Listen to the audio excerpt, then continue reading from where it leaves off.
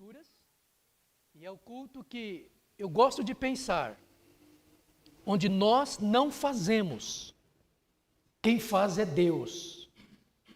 Estava faltando alguma coisa, mas não era a pessoa de Deus, era o som. Então, nós devemos pensar nisso direitinho, repito, principalmente devido ao assunto que nós vamos ver hoje. É um assunto muito sério. E todos nós, todos os homens, crentes e até incrédulos, deveriam tremer diante da santidade de Deus. Deveriam ficar pasmos, admirados, com o resplendor, com a refulgência da majestade de Deus, demonstrando a sua santidade, o seu brilho, a sua grandeza. Esse Deus que, quando fala, treme os céus. Esse Deus que, devido a algumas narrativas, de algumas aparições nas Escrituras, pessoas ficaram temerosas. Como, por exemplo, quando Moisés desce, que há todo aquele festival celestial, trovões e relâmpagos.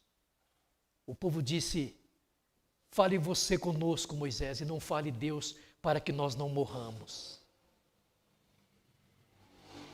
Meus irmãos, eu estou pontuando isso aqui. Nós precisamos andar nesse caminho como Igreja de Cristo.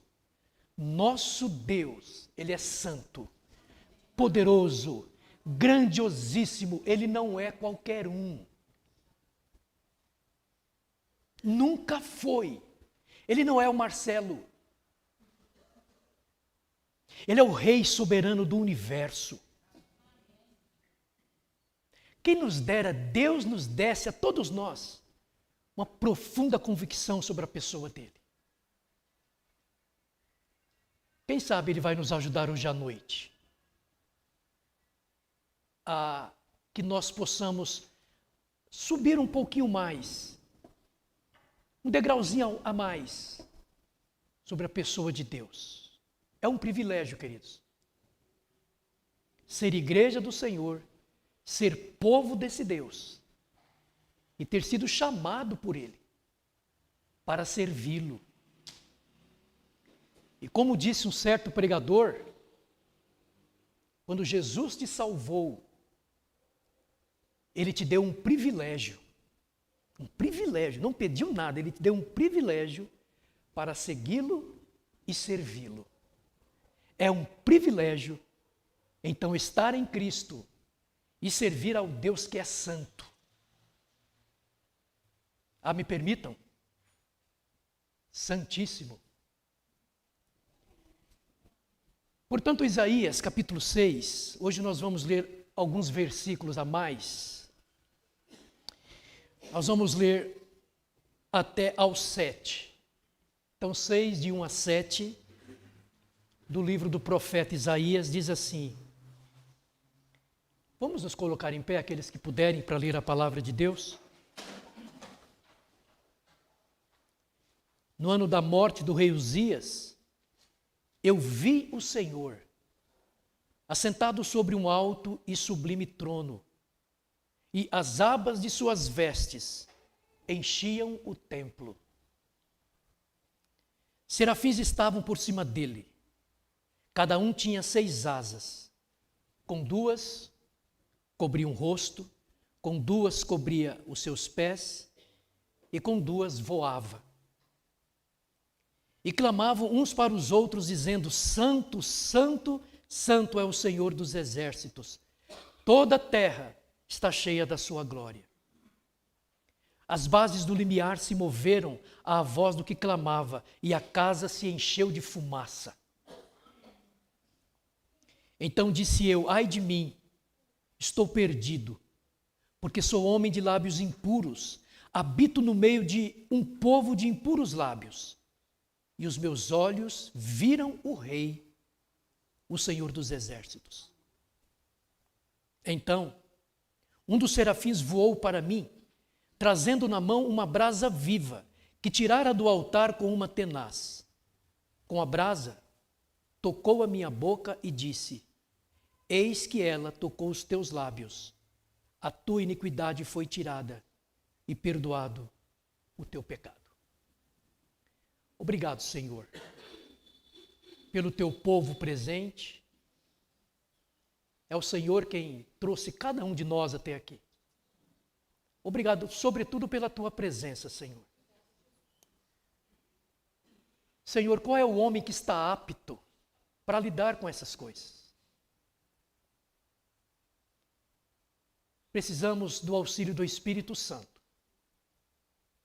E nós estamos certos de que o Senhor, conhecendo as nossas limitações, e para a tua glória, vai nos ajudar nessa noite. Ó Senhor, nós queremos ver a tua glória. Não nos interessa, Pai, uma outra coisa, que não seja ver o Senhor sendo glorificado, Cristo sendo exaltado. É o que nós te pedimos, nos ajude, Senhor. Em nome de Jesus, amém. Pode assentar. Então nós começamos domingo passado, santidade, e nós falamos que a santidade é a coroa dos atributos divinos. Ou seja, Deus é perfeitamente o que Ele é, porque Ele está plantado na santidade.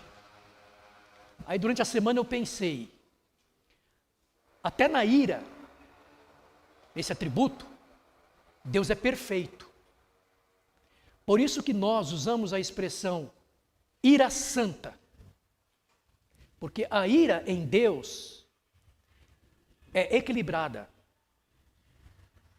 Então a ira em Deus, até isso que muitas vezes espanta alguns, é uma ira perfeita, devidamente equilibrada nele, por causa da santidade. Algumas passagens bíblicas enaltecem o juízo de Deus. E dizem que o juízo de Deus é reto. Ou seja, Ele julga com retidão.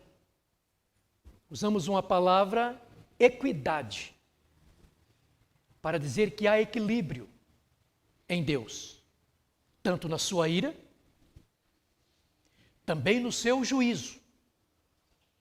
Ele não aplica justiça além do que se merece e também ele não fica em saldo devedor. Então o juízo de Deus, a ira santa do Senhor, eu estou usando esses dois, e como disse, alguns têm dificuldade em entender isso. Muito embora a Bíblia é clara, demonstra um Deus que se ira, e com justiça. E não é porque ele simplesmente quer irar-se, e sim porque as suas criaturas o levam a isso. Nós veremos que ele vai fazer isso com o rei Uzias. Então tudo quanto o Senhor é, tudo quanto Deus é e faz, está pautado, devidamente equilibrado, nesse que, conforme já disse, é a coroa de todos os seus atributos. Santo. Domingo passado nós vimos que Deus é glorificado por causa da sua santidade. Nós vimos isso no cântico dos seres angelicais. Toda a terra está cheia da sua glória. Há uma tríade, santo, santo, santo, é o Senhor dos exércitos. Toda a terra está cheia da sua glória. Por que ele é glorificado? Porque ele é santo. Tudo que você cantou aqui, que você cantou para Deus, você glorificou a Deus, você o fez porque ele é santo. Os serafins estavam fazendo isso. Quer dizer, na verdade, eles estavam fazendo melhor. Então, com base nesse atributo divino, santidade, nós vamos observar o profeta Isaías e nós vamos analisar 2 pontos. Uma vez que Deus é santo, então existe, um chamado à santidade. Se o nosso Deus é santo, então existe uma convocação a isso. Um chamado à santidade. E o outro ponto é vendo a santa presença de Deus. Primeiro ponto. Um chamado à santidade. O profeta Isaías é o primeiro profeta judeu. Ele é chamado também de o profeta messiânico, porque se você observar as principais profecias em relação ao Messias, quem ficou encarregado disso é o profeta Isaías. Ele demonstra uma paixão pela vinda do Messias, inclusive pelo reino messiânico. Ele devota o seu coração. Ele fala com mais precisão do que todos os profetas. Então, o profeta Isaías, ele conhecia muito bem a impressionante santidade do Senhor. E ele falou para pessoas comuns, ele falou para reis. Durante o seu reinado, ele profetizou durante o período de 4 reis. Dentre esses 4, Uzias é um dos. Seu ministério se deu durante um período de crise. Ele é profeta em Judá.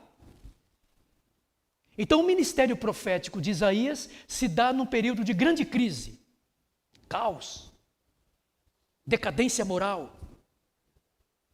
Um tempo em que o povo de Deus havia virado as costas para Jeová. Então, Deus levanta esse santo homem e traz então as suas profecias. Mas um outro personagem que nós devemos observar aqui é um rei. Nós vimos no verso 1 que esse rei morreu, é dito, no ano da morte do rei Uzias. Mas vamos ver. Uzias foi um rei bem-sucedido. Ele fez, assim, um bom governo, digamos. Só para exemplo, veja o que Uzias conseguiu fazer nos seus dias em Judá. Por exemplo, ele transformou Judá, Jerusalém, numa cidade fortificada, bem equipada. Uma cidade pronta para se defender. Escute, de se defender de quem? Tiglat-Pileser III, o exército sírio, um poderoso exército. Então Uzias conseguiu equipar Judá, Jerusalém. Além disso, ele fez um excelente trabalho no campo da agricultura e o comércio da nação. Judá estava se tornando próspera. E isso, Uzias estava sentado no trono. E como resultado da sua eficiente liderança, o povo desfrutava de 2 grandes benefícios: segurança e paz. Enquanto isso, Uzias estava sentado no trono. Mas ocorreu um problema. Que problema foi esse? Uzias, ele olhou para as suas realizações e o coração dele se encheu de orgulho. E o que fez o Senhor, aquele que estava sentado no alto e sublime trono? Esse puniu o rei Uzias. De que maneira? Uma lepra mortal. Por isso, capítulo 6, verso 1, no ano em que morreu o rei Uzias. Uzias foi próspero, um monarca eficiente, se enche de orgulho devido às suas conquistas, Deus pesa a mão sobre ele e mata Uzias através de uma lepra mortal. Vamos conferir isso? segundo livro das Crônicas, capítulo 26, e deixa sua mão, aí o seu dedo em Isaías 6. Segundo livro das Crônicas, o capítulo 26, versos 16 a 21.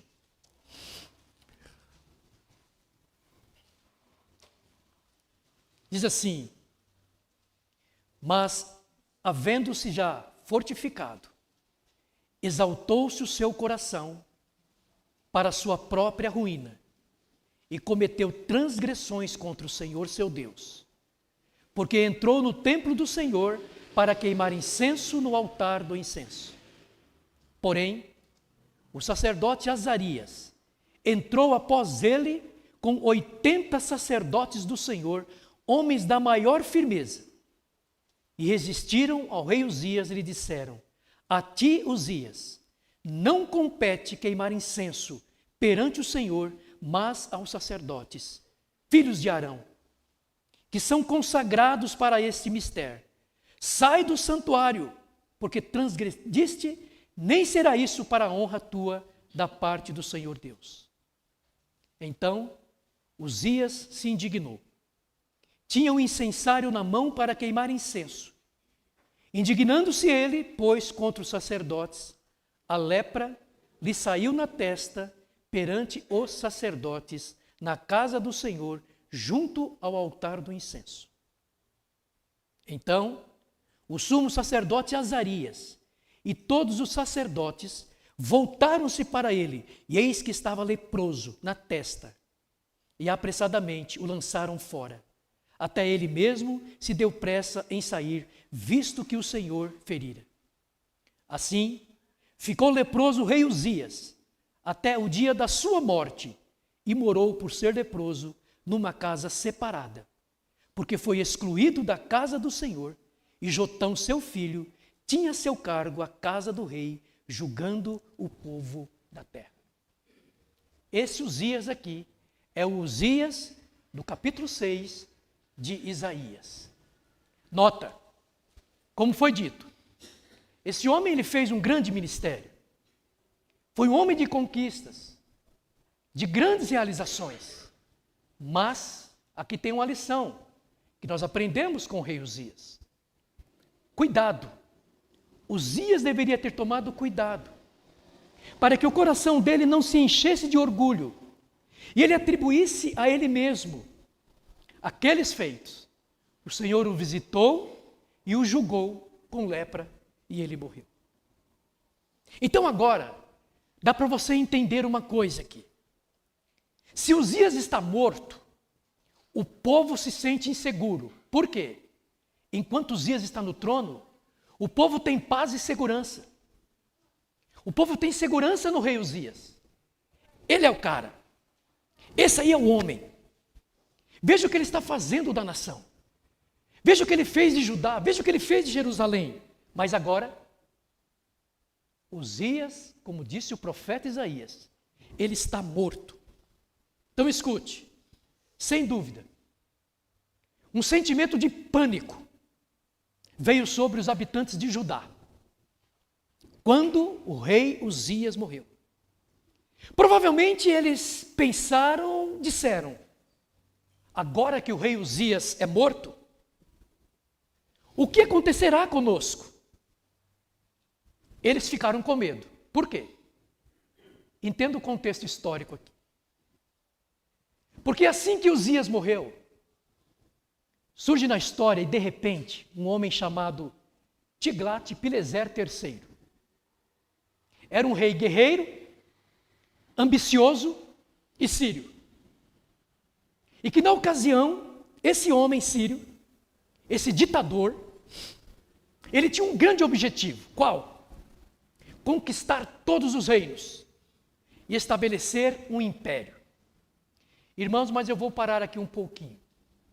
Escute uma coisa. Isso aqui é maravilhoso.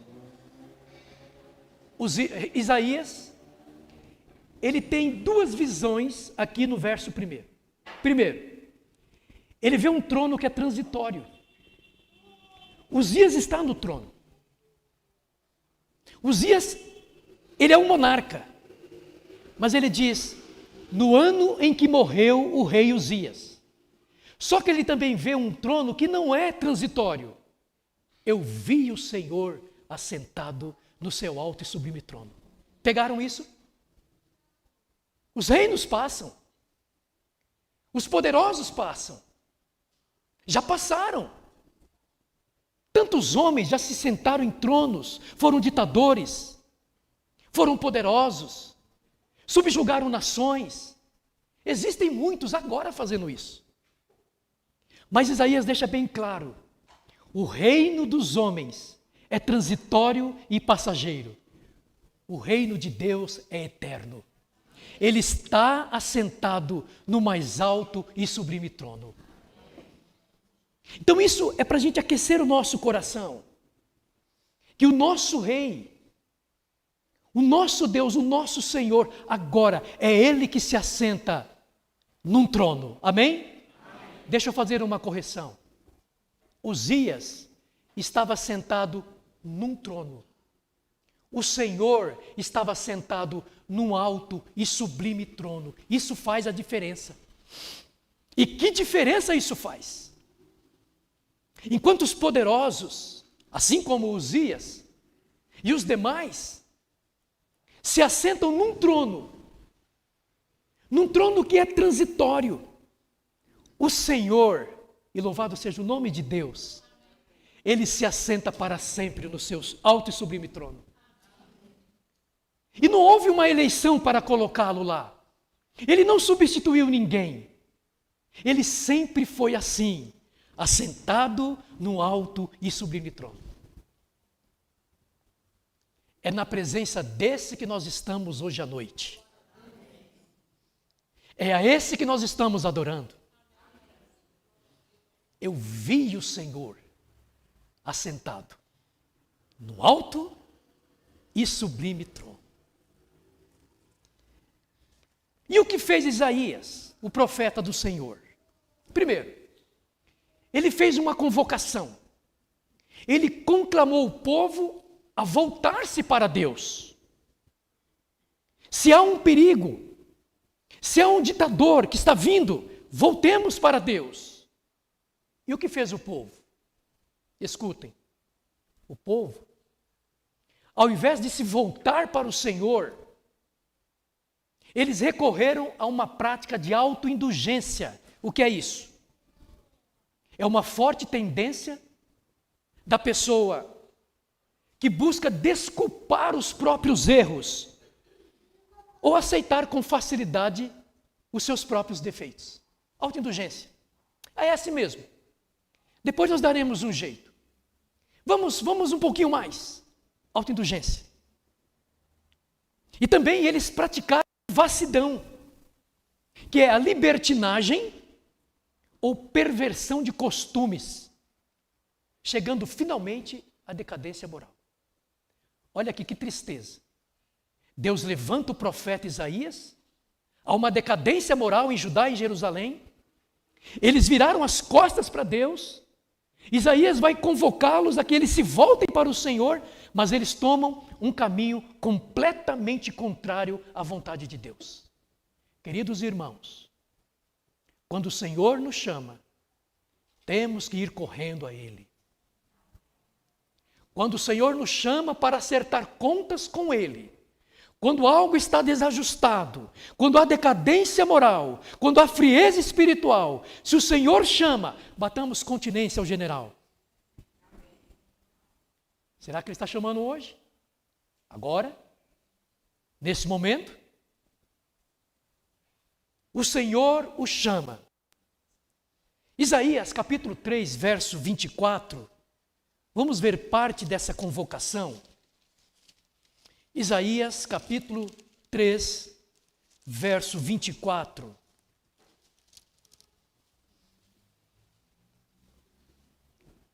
Diz assim: será que em lugar de perfume haverá podridão, e por cinta corda?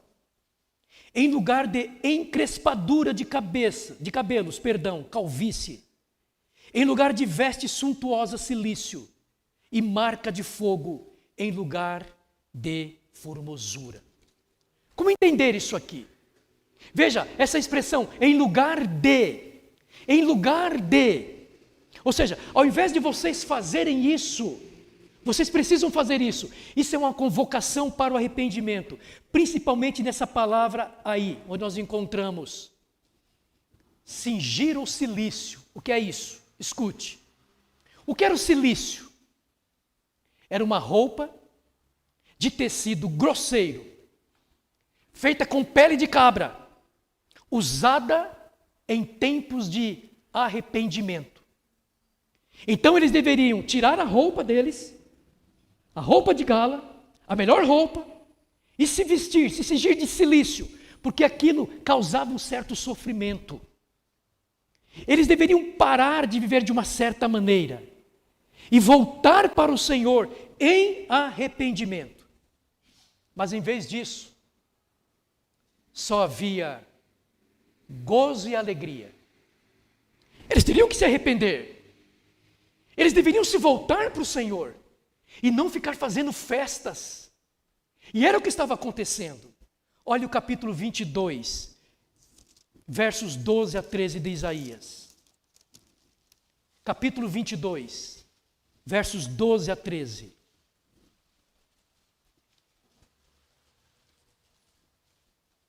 Diz assim: o Senhor dos exércitos, vos convida naquele dia para chorar, prantear, rapar a cabeça e cingir o cilício.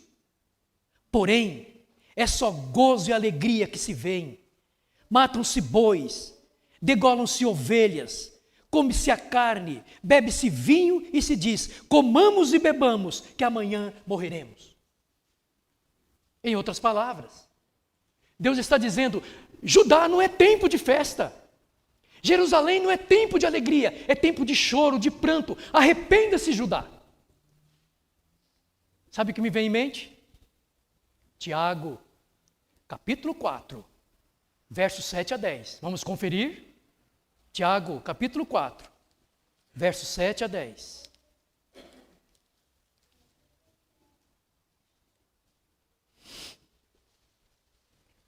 Diz assim: sujeitai-vos, portanto, a Deus, mas resisti ao diabo e ele fugirá de vós. Chegai-vos a Deus e ele se chegará a vós outros. Purificai as mãos, pecadores, e vós que sois de ânimo dobre, limpai o coração. Afligi-vos, lamentai e chorai. Converta-se o vosso riso em pranto e a vossa alegria em tristeza. Humilhai-vos na presença do Senhor e ele vos exaltará. Há momento, querido, na minha vida, na sua vida e na vida da igreja de Jesus, que não é tempo de festa. Não é tempo de alegria. É tempo de tirar a roupa de gala, se cingir de cilício, se apresentar diante do Senhor e prantear, e chorar, e se arrepender. Na minha modesta opinião, a igreja do Brasil deveria refletir mais sobre isso. Se olhar diante de Deus, ver como nós estamos, ver como estão os nossos cultos, nossas igrejas, nosso ministério, a nossa vida para o Senhor, como vai? E de repente, o Pai Celestial, o Senhor, que está assentado no mais alto e sublime trono, Ele pode estar dizendo: parem com o vosso sorriso, parem com a vossa alegria, se humilhem, tirem a roupa, se vistam de humildade, pranteiem, chorem, arrependam-se, purifiquem vossas mãos, limpe o coração, humilhai-vos debaixo da potente mão de Deus. Precisamos pensar sobre isso. Há um perigo lá fora. Isso pode atingir o nosso coração. Nós podemos ser Uzias. As nossas conquistas, as nossas realizações, os nossos projetos, isso está dominando nossa vida. Nós estamos esquecendo do Senhor. Nós estamos vivendo em paz e segurança. Estamos assentados no trono. Precisamos ser tirados de lá. Um chamado à santidade. E ainda eles diziam: comamos e bebamos, porque amanhã morreremos. Amados irmãos, querida igreja do Senhor Jesus, arrependimento, quebrantamento e coração contrito é algo que Deus, Ele presencia, Ele honra. Porque também é o profeta Isaías, que já disse que esse Senhor, que se assenta no mais alto e sublime trono, Ele também diz, mas habita também com quebrantado e contrito de coração. Olha que parceiro que eu tenho, que amigo que eu tenho. Alguém que vem e vem estar comigo. Eu nunca estive tão bem guardado como eu estou agora. Você nunca esteve tão bem protegido como você está agora. O Senhor dos exércitos, esse que é santo, esse em que a glória dele encheu toda a casa de fumaça, Ele está dentro de você, entronizado. Ele mora dentro de você, na pessoa do Espírito Santo. Então, um chamado à santidade. Agora, vendo a santa presença de Deus. Algumas pessoas, graças a Deus que sempre algumas pessoas, no entanto, temiam a Deus. Pessoas que temiam a Deus. E procuravam manter a posição. Ou seja, uma verdadeira devoção ao Senhor. Isaías estava entre essas pessoas. E no ano que o rei Uzias morreu, iria acontecer algo que mudaria Isaías para sempre. Você está preparado para ver? No ano em que morreu o rei Uzias, esse profeta ele teria uma experiência com o Senhor, que mudaria a vida dele para sempre. Mas antes de pensar juntamente com os irmãos, deixe-me dizer uma coisa. Quando nós nos olhamos em Deus, nós vemos quem nós somos. Quanto mais nós nos olhamos no Senhor, mais nós vemos a nossa pecaminosidade. O quanto somos perigosos, o quanto carecemos da misericórdia de Deus, o quanto não somos bonzinhos. Isaías teve esse privilégio. É dito no verso 1, novamente. Se você saiu, por favor, volte para Isaías 6. O profeta, numa visão, é dito que ele viu o Senhor assentado sobre um alto e sublime trono. E é dito que as abas das suas vestes enchiam o templo. Isso eu só vou lembrar, vocês sabem. A palavra hebraica para Senhor aí é Adonai. Adonai. E é uma palavra exclusiva para o Senhor e que enfatiza a soberania de Deus. Eu não sei se você já observou nas Escrituras, eu vou dar uma dica. Em algumas versões, Senhor sempre está em caixa alta. Aliás, essa é a melhor versão. O que é isso? Senhor sempre em letra maiúscula. Vou pedir aos queridos irmãos que corrijam uma letra que foi passada aqui, que o Senhor em letra minúscula. Eu sei que a gente falha, tá? Mas tem uma letra aí com letra minúscula. Isso é para mim, se você quiser me chamar de Senhor. É letra minúscula. Mas para esse que está assentado no mais alto e sublime trono, é Adonai. Senhor em letra maiúscula. E quanto mais maiúscula, melhor for. Amém assim? Então é Adonai. Essa palavra, ela enfatiza, ela dá luz sobre a soberania de Deus. O que é ser soberano? Governo, chefe. Vem de superanos, sobre todos. Meus queridos, nós não estamos falando de qualquer um. Nós estamos falando de Adonai, o Senhor dos exércitos. Aquele que nos dias de Isaías estava. está hoje e estará para sempre assentado no mais alto e sublime trono. E que veio tabernacular conosco, morar dentro de nós. Isaías estava dizendo ao povo, no ano em que perdemos o nosso rei humano, está dizendo, no ano em que o nosso rei morreu, eu vi o rei verdadeiro. Eu sei que nós estamos vivendo uma geração de celebridades. Então as pessoas gostam de estar perto de pessoas que se dizem celebridades. Eu fico pensando às vezes, o que tem que fazer para ser celebridade? O que tem que fazer? Ter alguns milhões de seguidores no Facebook ou no Instagram? Então tem celebridade para tudo quanto é lado. Houve um culto de oração aqui que nós estudamos essa palavra e nós vimos de fato quem é célebre. E nós vimos de fato o que é uma celebração. Então Isaías está dizendo, olha, o nosso rei morreu. Uzias está morto. Ele nos ajudou, ele fez a nação forte. O nosso rei está morto. Judá, atenção, mas eu vi o verdadeiro rei, ele está assentado.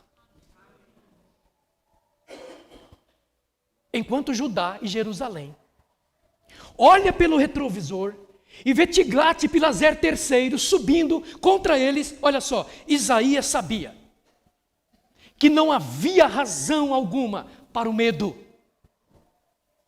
o pânico, porque Deus ainda estava no trono, aleluia. Como é que está o seu coração? Está preocupado com alguma coisa? Você também está olhando para o retrovisor, de olho no inimigo que vem? Seu Deus está no trono. Adonai. Tem que confiar nele.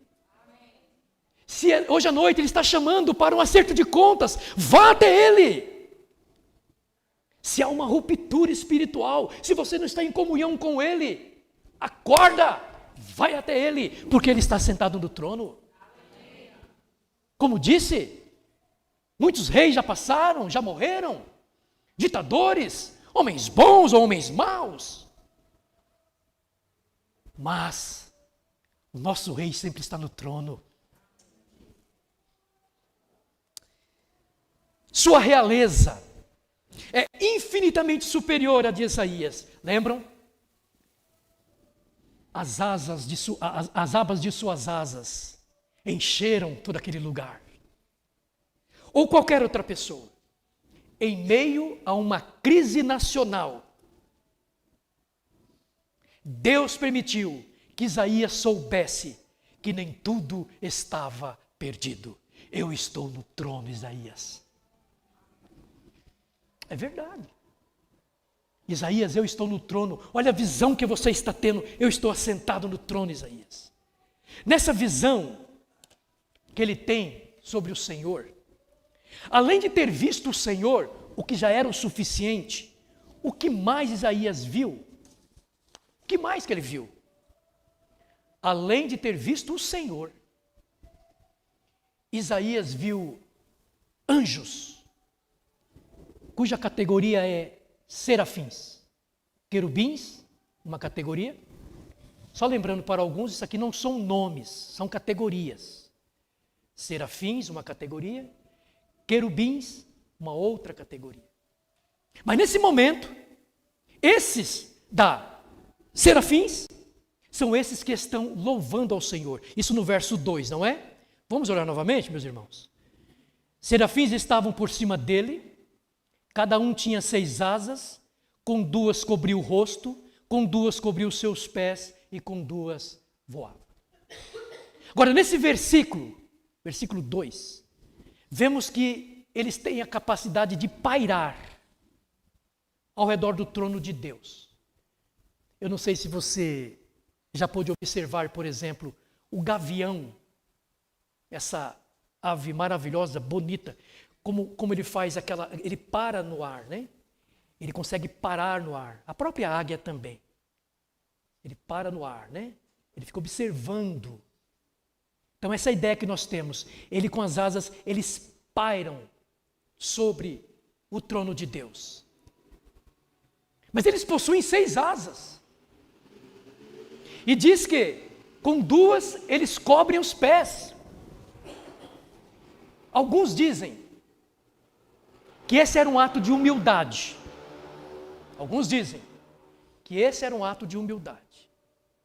Agora, quando Moisés viu a sarça ardente, o Senhor chama Moisés ao meio dela e disse: escute, depois eu dou o endereço, só escute. Não te chegues para cá.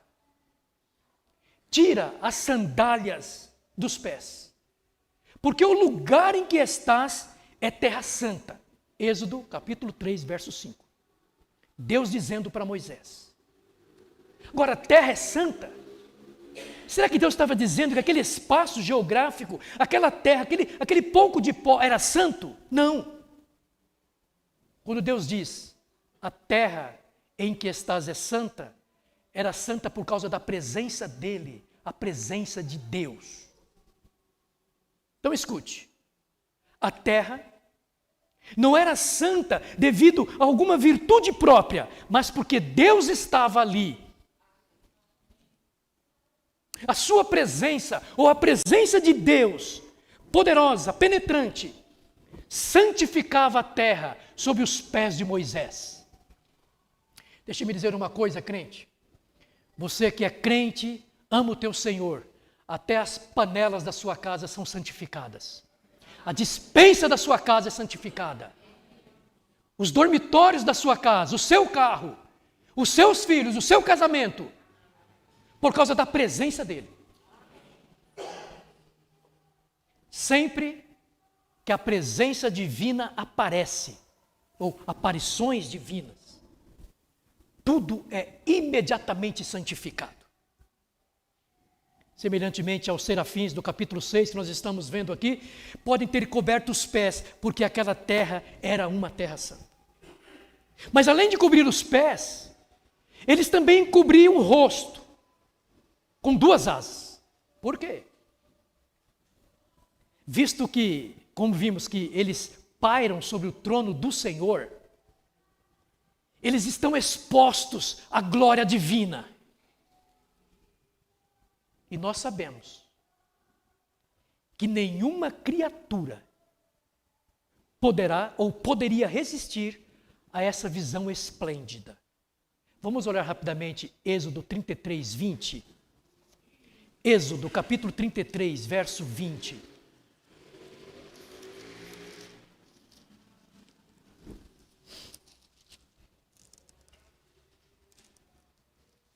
Diz assim, o Senhor falando para Moisés, e acrescentou: não me poderás ver a face, porquanto homem nenhum verá a minha face e viverá. Meus irmãos, olha que coisa maravilhosa. Não pode ver. Nós temos um hino no nosso cantor que diz, né, o 96, né? Se nos cega o sol ardente, quando visto em seu fulgor, quem poderá contemplar aquele que do sol é criador? Já pensou nisso? Você já tentou olhar para o sol ao meio-dia e ficar olhando para o sol ao meio-dia? As suas vistas escurecem, você perde a visão. Agora, imagine olhar para aquele que criou o sol. Imagine só. E Deus, sabedor disso, que nenhum homem suportaria a refulgência da sua glória, ele se encarnou em Jesus. E nos dias de Jesus, Filipe, mostra-nos o Pai. Filipe, mas eu estou tanto tempo convosco. E você diz, mostra-me o Pai. Quem vê a mim, vê o Pai. E o apóstolo Paulo, escrevendo sua carta aos Coríntios, mas, se tem alguém que ainda não descansa na salvação da graça de Deus, talvez você não está entendendo o que eu estou dizendo. E talvez você está dizendo ainda, eu quero ver a glória de Deus, eu quero ver a glória de Deus, e está indo atrás de homens, e está indo atrás de coisas. Você só verá a glória de Deus na pessoa de Cristo. É dito ali, a beleza de Deus na face de Cristo. Ah, que maravilha para os crentes aqui, que já podem dizer: eu já contemplei a beleza de Deus na face de Cristo. Os serafins não podiam suportar, e por isso eles cobriam o rosto. Entretanto, o mais incrível, cobriam o rosto, isso é importante. Cobriam os pés, isso é importante. Agora, o mais incrível em relação aos serafins não era a aparência, mas o que eles diziam. E aí, suportai-me um pouquinho mais, ok? Santo, santo, santo é o Senhor dos exércitos, toda a terra está cheia da sua glória. Verso 3. Lembra que nós já trabalhamos isso aqui? Por que eles repetem 3 vezes? Peça um pouquinho de paciência, pode ser que alguém faltou nessa aula e resolveu vir hoje. Mas o roteiro é o mesmo, não vai mudar. Por que 3 vezes? Eu poderia falar uma vez. Não ia alterar nada em Deus. O Senhor continuaria santo do mesmo jeito. Por que os anjos, os serafins, repetem 3 vezes a palavra santo? Alguns dizem se tratar de uma referência à Trindade. Mas eu vou pensar de uma outra maneira. Era comum ao povo judeu, e quem está escrevendo essa profecia é um profeta judeu, Isaías. Então era comum ao povo judeu usar repetições como artifício para enfatizar algo que era importante. Então, na literatura, no ensino, quando eles estavam ensinando, escrevendo, algo importante era enfatizado com repetições. Para você entender isso, Jesus, aquele que é o maior dos judeus, quando ele tinha na frente o seu público, ele estava ensinando, ele usava desse artifício, a técnica da repetição, para enfatizar uma importância. Por favor, só escute o que ele vai fazer com Nicodemos.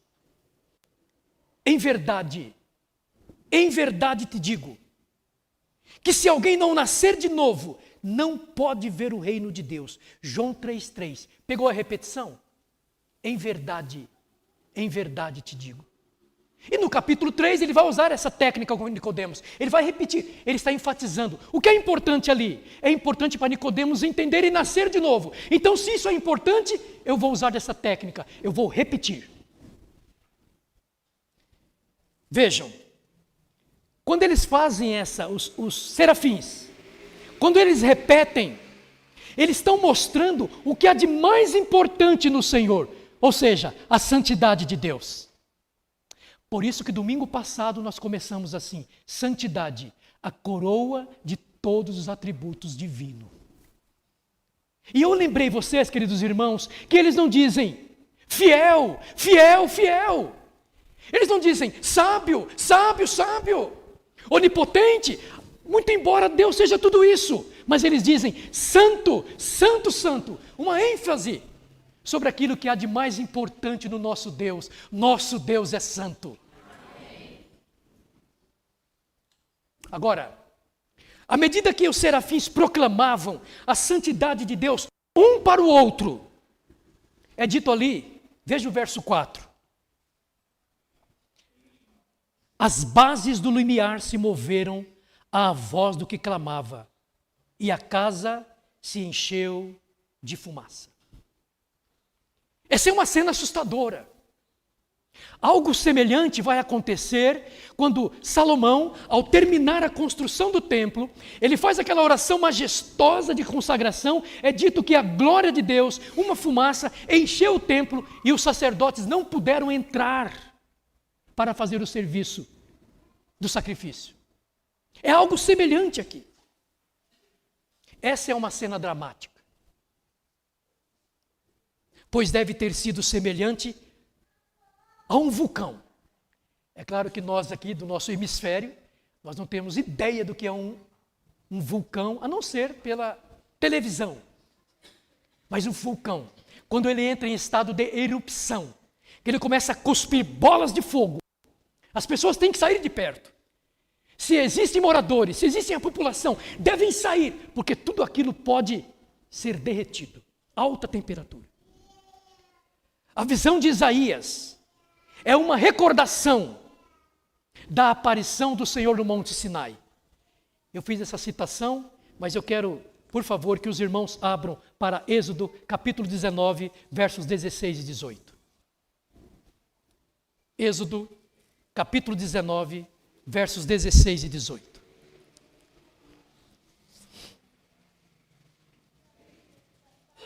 Uma aparição do Senhor, do nosso Deus que é santo. É dito assim: houve trovões. Vou repetir, Êxodo 19, 16, 18. Houve trovões, relâmpagos, e uma espessa nuvem sobre o monte, e muito forte clangor de trombeta. De maneira que todo o povo que estava no arraial se estremeceu. O Senhor descera sobre ele em fogo. A sua fumaça subiu como fumaça de uma fornalha, e todo o monte tremia grandemente. Eu espero no Senhor que todos nós aqui estejamos assim, viajando maravilhosamente nessas verdades. Estejamos crescendo um pouquinho mais sobre o que significa essas aparições majestosas da santidade de Deus. No caso de Isaías, a fumaça que encheu o templo tinha a sua origem no altar. Ou era uma manifestação abrasadora da presença de Deus? Significando que Deus é um fogo consumidor. Não se pode brincar com Ele. Não brinque com Deus. Não brinque de ser crente. Não brinque de igreja. Deus é um fogo consumidor. Viu o que ele fez com Uzias? Deus está de olho. Ele está assentado no mais alto e sublime trono. Mas Ele está de olho. Ele é santo. E toda essa cena dramática que nós vemos Isaías ter visto. IBR Jardim Guarujá, o nosso Deus é um fogo consumidor. Não se pode brincar com Ele. Ou fatalmente, Ele virá nos visitar. Sempre foi assim. Ele visitou toda a humanidade nos dias de Noé. Eu vou destruir toda a carne que se move sobre a terra. E por graça, somente 8 pessoas. Não demorou muito. Gênesis 11. A humanidade novamente, o povo torna-se ousado. Vamos construir uma torre e vamos chegar até o céu. Desçamos. Vamos confundir todas as línguas ali. Não demora muito. Gênesis capítulo 19. Sodoma e Gomorra. Deus tem que destruir aquela população por causa do pecado. Deus é um fogo consumidor. Não se pode brincar com Ele, por causa da santidade que lhe é inerente. Sua santidade é impressionante, majestosa e aterrorizante. Todo aquele que já contemplou a glória de Deus em Jesus Cristo tem marcas. Amém? É impossível alguém que já tenha contemplado a beleza de Deus na face de Cristo e, portanto, a glória dele, e que continue indiferente. A presença de Deus, a santidade do Senhor deixa marcas profundas. Ele passou por aqui. Ele esteve e está aqui. Entretanto, eu quero concluir lendo um texto bíblico. A segunda carta de Paulo a Timóteo, capítulo 2, verso 19. O Espírito Santo do Senhor me levou a concluir esse sermão com essa passagem. 2 Timóteo, capítulo 2, verso 19.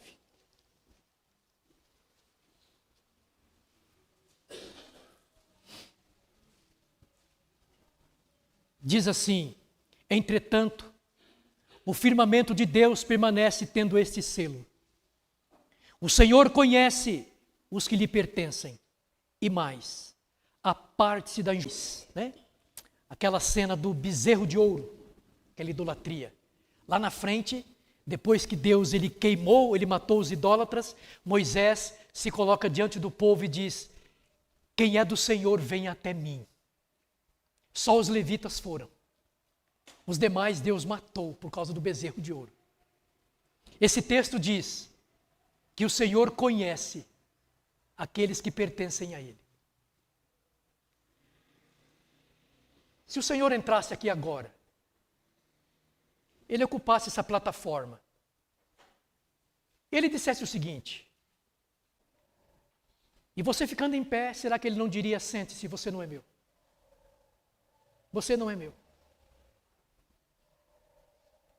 Todo aquele que professa o nome do Senhor, aparte-se da iniquidade, do pecado, porque nós vimos que o nosso Deus é santo. Ele zela por isso. Ele está de olho na sua igreja e na sua vida, se você professa o nome do Senhor. Ele está de olho. Não podemos brincar com Ele. Não podemos cultivar pecados. Devemos sim levar a Ele em confissão sincera, arrependimento sincero e desejar ser santo, porque Ele mesmo diz: sede santo, porque eu sou santo. Ele é o padrão de santidade. Ele não se conforma nem a mim nem a você. Ele é o padrão está nele. Ele não olha para mim, ele não olha no espelho, ele olha para dentro dele. Nosso Deus é santo. Eu quero te lembrar que nessa noite você veio a esse lugar para adorar um Deus que é santo. E se você professa o nome do Senhor, ande direitinho na presença de Deus. Não sejam Uzias. E se você é do Senhor, há pânico, há medo na sua vida, lembre-se, o teu Deus está no trono. Nada está perdido. Confie nele. Se precisar retornar para Ele em quebrantamento, em contrição, faça isso hoje.